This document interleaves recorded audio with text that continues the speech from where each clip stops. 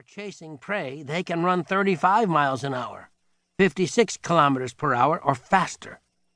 They can cover a lot of distance in a day, sometimes 50 miles, 80 kilometers. To make a good film about these shy animals, I'd need a special plan. Other people had studied wolves in small areas, less than 3 acres, 1.2 hectares. That was too small. It wouldn't give the wolves enough privacy and room to roam. I wanted the animals to be themselves, so that I could see what their lives were really like. To do that, I figured I needed at least 25 acres, 10.1 hectares. That's about the size of 15 soccer fields. And I had to find just the right spot, too. It took me almost a year searching to find it. One day I stood in a meadow in Idaho. I looked around in all directions. I saw forests, a stream, and the snow-covered mountains of the Sawtooth Range. "This is perfect," I whispered. The land was part of a national forest. The U.S. government said I could use it for my project. I gathered a 3-person crew. We built a tall fence around the area.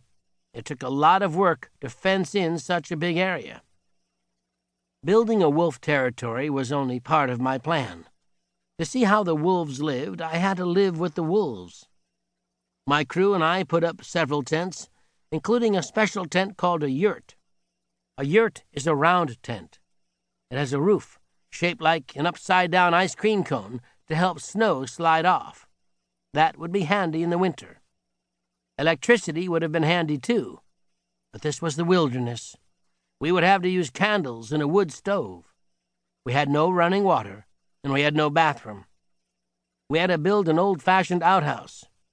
Finally, with wolves living all around us, we'd need to fence in the tents so the wolves wouldn't steal our gear at night. All that was missing now was the wolves. How would I find them? The last time wolves were seen in the Sawtooth Mountains was 50 years ago. "I'll have to start my own pack," I said to my crew. "Let's call it the Sawtooth Pack." I hoped that if I raised the wolves from pups, they would trust me. Then I would be able to photograph them up close. But I knew that if they trusted me, they would never be able to live in the wild. People hunt wolves, and ranchers sometimes kill wolves to protect their livestock. That's why wolves hide. I would have to plan for that later. Did you know? The wolverine is not a wolf. It looks like a bear, but it's the largest member of the weasel family. Oh, and it's also a comic book superhero. Finding wolf pups isn't easy. I scoured wolf research centers and eventually found 4 pups. They were all newborns. 2 were brothers, and they looked alike. I named them Kamats and Lakota. Kamats means freedom in the Blackfoot Indian language. Lakota means friend in Lakota Sioux. The other 2 were females. One was very dark. I named her Motaki. That means shadow in Blackfoot. The other one made a lot of noise.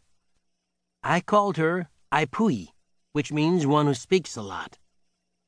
I knew that they were too young to live alone in the camp. I made them a small pen in the yurt.